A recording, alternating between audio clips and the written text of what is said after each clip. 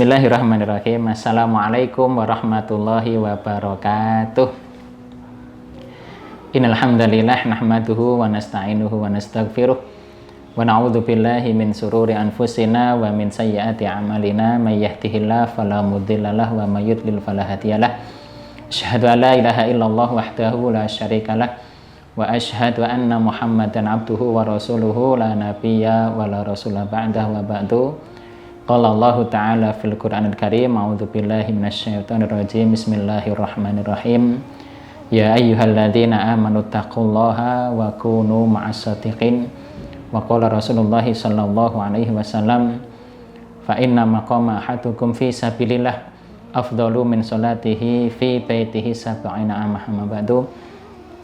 Kepada kaum muslimin dimanapun berada yang kami hormati, yang kami cintai karena Allah, khususnya kepada pemirsa Zamzam TV yang kami cintai, bersyukur kepada Allah kita semuanya atas karunia diberi panjang umur hingga saat ini kita masih diberi kehidupan, diberi nyawa, yang mana dengan kehidupan ini kita semuanya masih memiliki kesempatan untuk mengumpulkan bekal pahala yang kelak ketika kita pulang di hadapannya Allah, tidak lagi harta yang kita bawa, tidak lagi pakaian yang kita kenakan ini, tidak lagi jabatan yang kita sandang saat ini.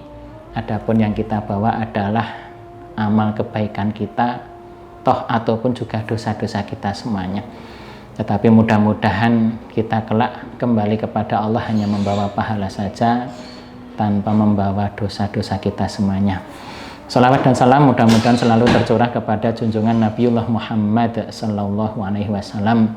Dengan solawat-solawat tersebut akan menjadikan kita punya silah atau penyambung dengan Rasulullah, sehingga mudah-mudahan kita kelak di akhirat kita bisa mendekat Nabi dan kita bisa mendapatkan syafaat dari Rasulullah Muhammad sallallahu alaihi wasallam.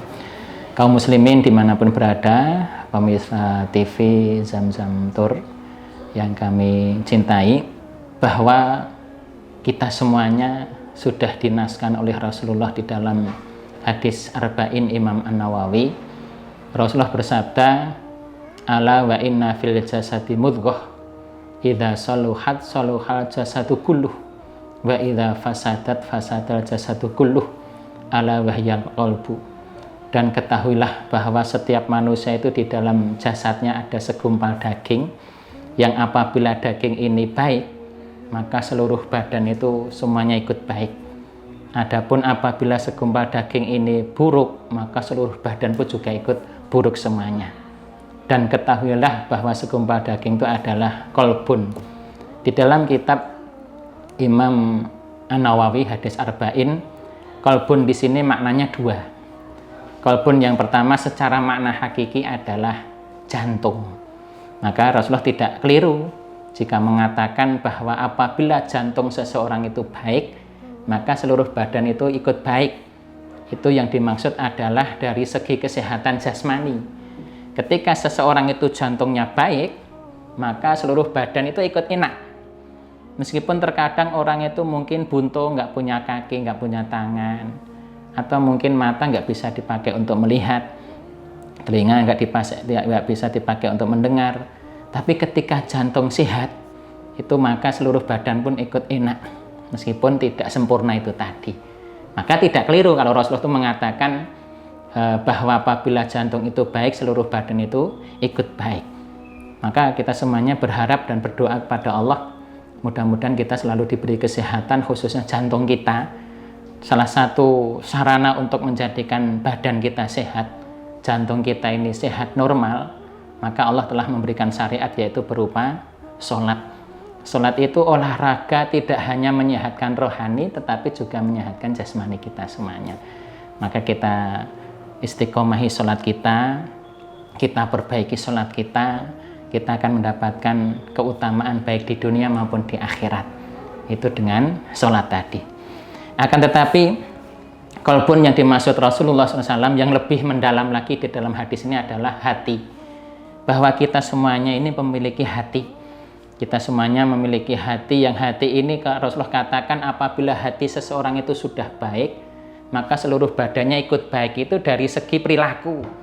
Kalau seseorang itu hatinya baik, maka tangannya pun ikut baik. Dia suka memberi, suka menolong, suka membantu, dan lain sebagainya. Ya.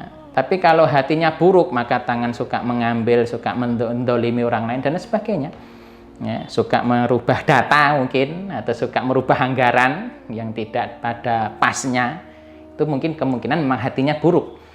Ketika hati itu baik, maka lisan pun yang keluar juga baik. Ketika mendapatkan nikmat, alhamdulillah. Ketika mendapatkan musibah, astagfirullah atau innalillah. Ketika bertemu dengan saudara, assalamualaikum, kaifa haluk, bagaimana kabarnya, dan sebagainya. Maka ketika hati orang itu baik, apa yang keluar dari lisan pun juga baik. Tapi kalau hatinya buruk, pengalaman saya pribadi itu, ya Allah, ketika saya itu punya anak kecil, ya namanya seneng-senengnya punya anak kecil, saya ajak main ke lapangan. Itu di situ ada anak-anak remaja itu main bola tuh, astagfirullah, nanti ucapannya itu bikin hati nangis itu. Wis bisa ngegol ke ya miso, ra iso ngegol ke ya miso, kesandung ya miso, atau bicara kotor itu bahasa Jawanya kan miso itu.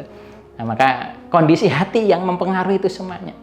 Maka kita semuanya mari kita jaga hati kita semuanya. Jika hati ini baik, lisan pun baik, tangan pun baik, mata pun baik, hati pun, tangan, kaki pun baik. Dan yang paling ujungnya nanti kalau hati ini baik, maka insya Allah meninggal pun dalam keadaan baik. Tapi sebaliknya kalau hati ini buruk, ya maka semuanya ikut buruk.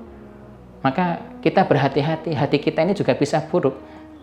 Dikatakan oleh Rasulullah dalam hadisnya, innal quluba tasda'u kama yasda'ul hadid. Sesungguhnya hati manusia itu bisa berkarat sebagaimana berkaratnya besi. Hati kalau berkarat itu bahayanya lebih besar daripada sekedar besi yang berkarat. Kalau besi berkarat, mungkin pisau berkarat itu buat untuk iris-iris memang nggak bisa lagi. Bahkan orang pun lihat pisau yang berkarat itu takut megang, apalagi dipakai untuk iris-iris, untuk potong-potong, apalagi untuk makan buah, udah takut lagi. Itu baru efeknya dari pisau yang berkarat. Itu efek buruknya di dunia. Tapi kalau hati yang berkarat, itu efek yang paling parah itu ketika dia berbuat di dunia itu berbuatnya buruk. Yang lebih parah lagi ketika meninggal pun dia meninggalnya dalam keadaan buruk atau su'ul khotimah. Dikarenakan hatinya memang sudah berkarat yang sangat parah itu tadi. Maka ketika Rasulullah itu mengatakan sesungguhnya hati itu bisa berkarat sebagaimana berkaratnya besi, para sahabat itu bertanya, "Qila ya Rasulullah wa majilauha?" Kemudian apa cara untuk membersihkannya itu ya Rasulullah? Adapun cara untuk membersihkannya, Rasulullah menjawab, qiraatul Quran wa dzikrul maut. Supaya hati kita ini selalu bersih meskipun setiap hari kotor kena dosa lisan, dosa mata, dosa kaki, dosa tangan kita.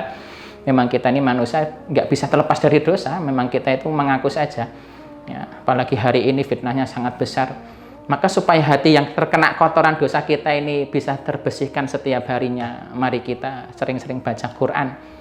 Bahkan diniatkan sehari itu pokoknya kita baca Quran meskipun berapa huruf, berapa ruko, berapa lembar, apalagi berapa juz, kita usahakan setiap hari kita baca Quran. Karena kita setiap hari juga berbuat dosa. Maka dengan baca Quran itu, insya Allah hati kita yang kotor tadi akan terkikis kotorannya, dan insya Allah kita akan terjaga hati kita sampai di akhir hayat kita nanti.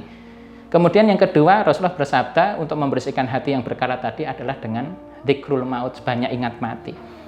Kenapa orang banyak ingat mati itu hatinya terjaga? Ya, karena ketika dia mau berbuat maksiat kok ingat mati, dia takut.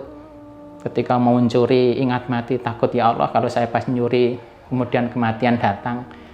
Mau korupsi takut, ya. Mau berbuat selingkuh, maaf, juga takut. Ketika dia dalam keadaan berbuat maksiat kemudian meninggal dunia, karena memang mati itu datangnya tanpa ada orang tahu dan tidak ada yang diberitahu, dan datangnya pun juga dadaan. Bahasanya dadaan itu kita itu nggak ada persiapan lah. Kalau orang itu diberitahu matinya sekian-sekian, oh dia mungkin malah bebas berbuat maksiat. Yang penting nanti kalau mau mati dia baik dulu. Tapi enggak, Allah rahasiakan kematian itu supaya seseorang itu setiap harinya berbuat baik. Supaya apa? Takut kalau pas dia berbuat maksiat tadi datang kematian. Maka benar kata Rasulullah itu, kalau orang itu selalu ingat mati maka hatinya terjaga. Kita pun juga begitu. Kita juga nggak tahu usia kita itu berapa. datang kematian itu kapan, tapi kita berdoa kepada Allah supaya kita ini diberi usia panjang, sehat badan, barokah, sehingga kita bisa memperbaiki diri kita. Khususnya jamaah umroh, alumni Zamzam, dan seluruhnya yang pernah umroh, bahwa sepulangnya kita dari umroh, sepulangnya dari tanah suci, yang mana kita di tanah suci itu Masya Allah ibadah kita lebih rajin daripada ketika di tanah air. Kemudian zikir kita itu semakin meningkat, meskipun sebenarnya di tanah air juga banyak, tapi insya Allah di tanah suci itu lebih meningkat lagi. Kemudian kita di sana juga melihat keagungan Allah, ya. Maka sebenarnya pulang dari umroh itu bukan berarti kita ini hati kita akan suci selalu, enggak. Setan tuh enggak akan pernah istirahat, ya, mengganggu kita dan mengotori hati kita. Makanya sepulangnya umroh, setelah kita itu dikuatkan hati kita dengan Allah lewat kondisi Mekah, Madinah, persahaban kaum muslimin seluruh dunia, zikir yang kita lebih tingkatkan, sholat yang kita lakukan di masjid yang suci, kemudian sedekah, dan semua yang kita lakukan ketika ibadah umroh yang sudah menjadikan hati kita semakin kuat dan bersih, itu mari di rumah kita juga jaga hati kita, karena bukan berarti setelah kurangnya umroh itu hati kita selalu bersih, enggak. Setan enggak pernah istirahat dalam menyesatkan manusia. Maka oleh sebab itu, kata Rasulullah tadi, jaga hati kita semuanya supaya selalu bersih, yaitu dengan banyak membaca Quran dan mengingat kematian. Mudah-mudahan ini bermanfaat bagi seluruh pemirsa dan khususnya bagi pribadi kami. Singkat tausiah ini, sekali lagi kita semuanya punya hati sudah dipinjamkan oleh Allah kepada kita. Mari kita rawat hati kita jaga hati kita. Mudah-mudahan momen Ramadan ini menjadikan hati kita ini semakin suci, semakin bersih. Banyak salah, mohon maaf. Akhirul kalam. Assalamualaikum warahmatullahi wabarakatuh.